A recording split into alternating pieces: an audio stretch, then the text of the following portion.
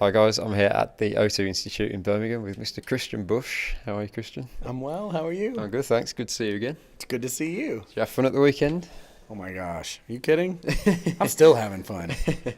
Tell us about the show at the O2 on Saturday. It was pretty huge, wasn't it? It was fun. I mean, I can imagine it was fun for, I hope it was fun for fans, especially since, Jennifer and I both played C to C separately, but never together. Yeah. So fans in the UK have been able to see the pieces of the puzzle, but none of it put all the way together. I was just saying to you, it was like a childhood dream for me to see you That's guys together on awesome. stage. It was amazing.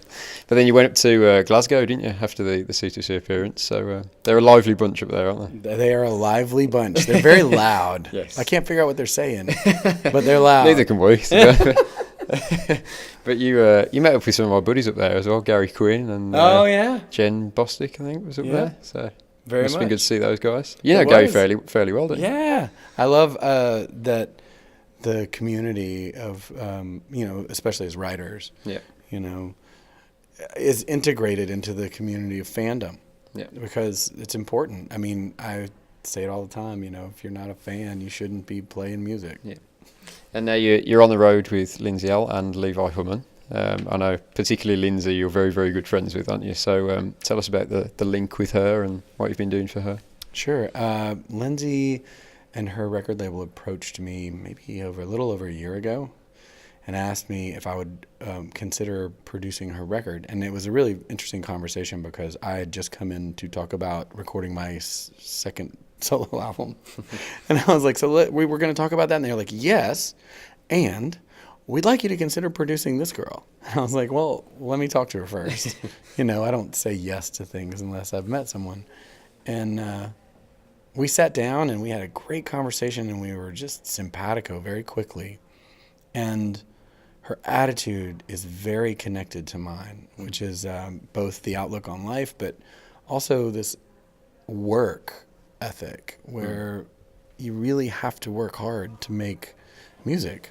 And when you've made it and made the music, how do you go out and then work hard playing it, every night and then earning your fans one at a time? And she and I see the same goals. Yeah. So it was a very easy way to line up. And then we started getting to the process of making a record. Yeah, I mean that record has been so well received as well. I mean, Billboard's Country Album of the Year last year, so that must be a huge honour for the guy behind it.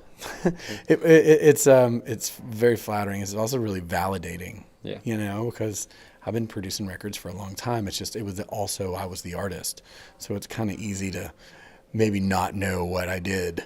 And they're like, oh, he just got his name on there because it's his band, But she was just telling us actually about the John Mayer thing, the Continuum, where you basically freaked her out when you first met her by saying, record that. Yeah. So tell us about that and where that came from, that whole idea.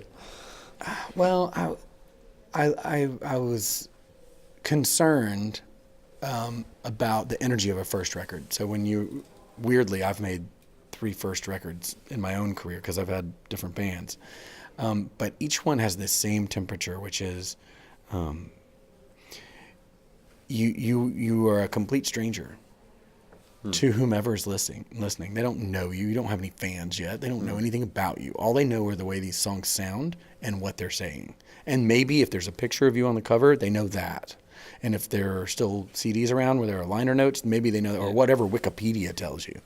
But otherwise, a new album is a lot of communication that you have to pack into it, and especially a first one. And I wanted her to have the experience of already making a record before we made a record. Yeah. You had the mixes for that today, didn't you? Lindsay was just telling us. So when can we kind of expect that to come out, do you think? I don't know, but I think Lindsay and I are done with our job. I don't know, record yeah, company. Lindsay was saying she doesn't have a clue either. So. Yeah, I have no idea. But I can tell you that I got so excited today. And it's funny because people are just watching me when we're traveling down here, and I've got headphones on, and I'm just like losing my mind happy, saying things, and we look forward to hearing that. I can't wait for you to hear it, because what she essentially did is I asked her to go record this stuff by herself. I said, don't have anyone else in the room, get it done very quickly, do it in about next 2 weeks.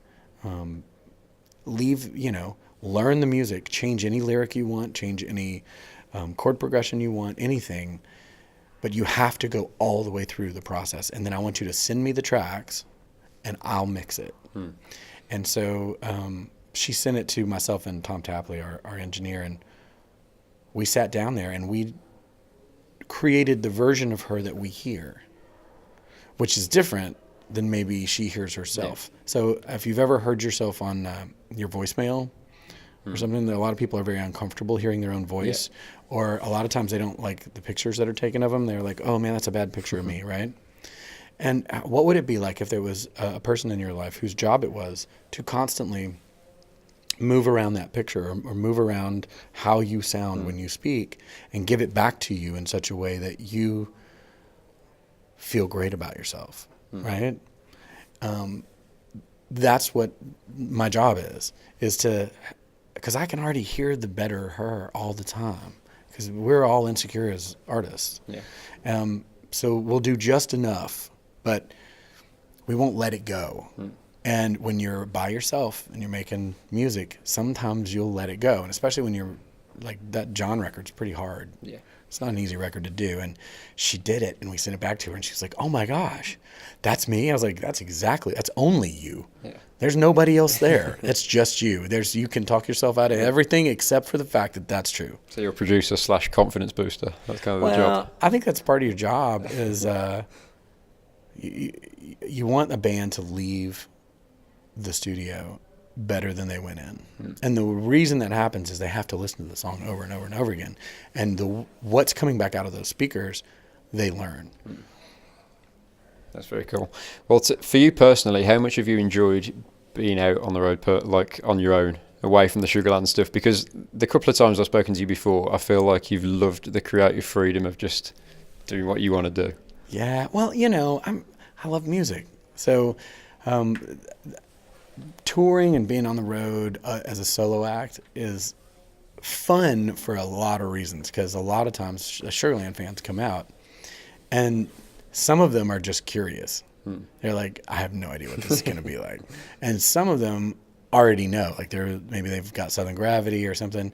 And then some of them remember my like rock band from the 90s. So I have a lot of catalog to pull from, to play with, to engage with. But the thing that I love the most is, and I'm experiencing it this week, like in Glasgow, I played an arena and then a club within 2 days.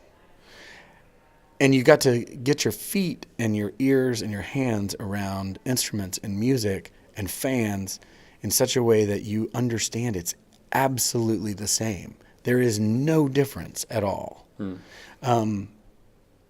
When we're playing, like the show we're playing tonight and later on this week, what's fun is that I kind of insist on us being in the creative space at the same time we're performing.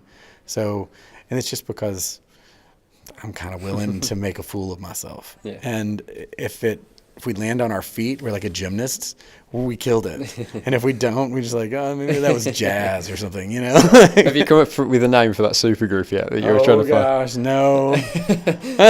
Not yet. But going back to your solo stuff as well, is that something you want to carry on doing as well as the Sugarland stuff? Are you looking at recording another project on your own? Absolutely. Actually, I had finished my second solo album at exactly the time that I got the phone call. Wow. And I was like, well, okay, well, let's do this now. So absolutely, I make so much music that I need as many outlets as I can to express it. My heart breaks a little bit every time I make something that never gets released. Yeah. Now, moving on to the Sugarland Reunion, I was there the night of the CMA Awards when you announced it. Tell us about that, because is it true that you didn't even take part in the rehearsals? Yeah, so it was such a big secret that they didn't even tell anybody in the television crew. Wow. And they snuck us in. And apparently there is a tunnel that goes underneath those 2 blocks in Nashville and pops up underneath Bridgestone Arena. And they pulled us out, and we were walking, because we were all done up for television. And they had us walking from this like exit secret exit space down a hallway and then into a room and there maybe 15 people probably saw us, and they kind of looked at me funny, and they were like, a lot of these people were friends of mine. They were like, because they just hadn't seen the two of us together and would never have expected that, and they were just like, whoosh, be quiet. We got to make this last another 30 minutes. Yeah. And 30 minutes later, we walked out on stage, and no one saw it coming. Wow. Which I think is a great way to do that. I was listening to the interview you did with Bobby Bones, where he said like he'd mentioned something on his show and he nearly got in big trouble for it or something. Yes, he did. It was like months before. He was like, "Hey, you know what? I think we should get Sugarland back together." And Bobby's a friend of mine, and I was like, "Oh my God." Say nothing, man. You are too close to the truth. We're working on this, and you can't know about it. So, and I couldn't call him to tell him that. I was like, oh. That's amazing. Amazing. But talk to us about the new single as well, Still the Same, because I heard that and I was like, this is just categorically Sugarland. Yeah. There's nothing different about it at all. This is the Sugarland we all know and love. So tell us about that track and where it came from. Well, we just finished the album about a week and a half ago, and that is the first song we wrote and recorded for the album. And it was the first time we'd been in a room in 5 years together, really, to write probably 7. And it's honestly what happens when Jennifer and I, the chemical reaction of our personalities is a very creative, combustion. And that was it. Like, well, what do you want to write about? Well, I don't know. Well, how are you? Well, I'm fine. And then it just keeps going. Yeah. And where have you been? And and I said, well, why don't we write this down? And we did. And 45 minutes, hour later, we had the song. I was like, you want to do this? Because this is pretty good. And we lead all the time with the art of stuff. So I don't think getting back together would work if we weren't writing. I was going to ask you about that actually, because after so long away, when you get back into a room together, did it just instantly click like that? Yeah. Because for some people it could be hard after so long away from it. I had assumed it was going to be hard, and I'm a very regular writer, so I'm writing once a day, and many times with strangers, and so the muscle was muscle I use all the time. Yeah. And she's been a mom and not been writing all the time, and I was like, wow, this could go probably a lot of different ways. And it was so exciting that it went that direction and so quickly. And then we decided, well, let's try that again. And then we did it again the next day. And then I had to go home, and because we wrote in New York, because that's where she's living now. And then we did it maybe 2 more times. But if I added up everything, we wrote 9 songs in 9 days, and then recorded the whole record in 4 days. So that's amazing. You're living it at the pace that we're experiencing it right now. Yeah. When can we expect to hear the album?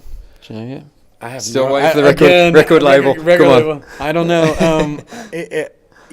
I work with a lot of different labels in a lot of different ways, both as an artist and producer, and I would say that the indication on this is that it's happening quickly. Okay. That's at least the information it's looking like if I had to predict it. But I have no idea exactly when. Yeah, and you've got this big tour coming up over the summer as well. And you've got some amazing opening acts as well, haven't you? So tell us about that. That must be a huge honour for you to have all these guys on the road with you. Well, we've always been interested. We learned from Kenny Chesney, who always insisted. He dared us. He always said, you know what?